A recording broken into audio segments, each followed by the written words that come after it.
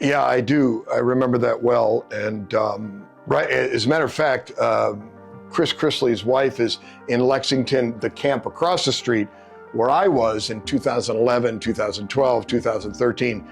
It was overcrowded, 2,000 people. FMC Lexington was what we call administrative prison, meaning anyone who needed any kind of medical treatment in that district of the Bureau of Prisons went to the University of Kentucky. You could be in Big Sandy USP, you'd go to Lexington to get your surgery. So the levels were 1 through 6. There was a yard, there was weightlifting.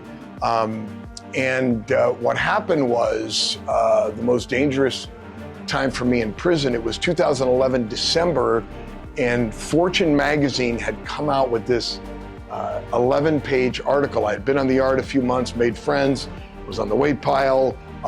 Much to my shame, I had come into prison at that point at 45 years old, taking steroids, but I was off at the time, of course, but I was kind of big, but illegally so.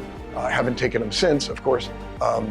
And the issue was, this article came out and it talked about my work with the government uncovering fraud as a licensed private investigator, some 14, 15 cases, 1.5 billion, and it was on 60 Minutes, and the Derek Turner case became a movie in New Zealand.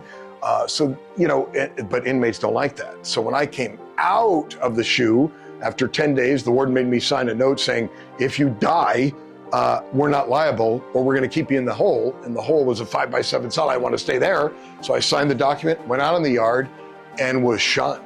And I'll never forget, and the beauty of it is he's still alive and still a good friend. The church at Lexington, wonderful men. They surrounded me and were great to me. But one guy in particular who was not a Christian, his name was Isaac Napper, and we called him Nap. He was Angola State Penitentiary's Golden Glove champion, incredible boxer. He did 20 years in Angola for a murder he didn't commit. He was later exonerated, and then he was in for a drug deal, and we had become very good friends in Lexington. And he took me from unit to unit when I got out and said to everybody in the unit, said, this is Barry Minkow, he's my friend, and let me explain something to you. If you have a problem with him, you have a problem with me.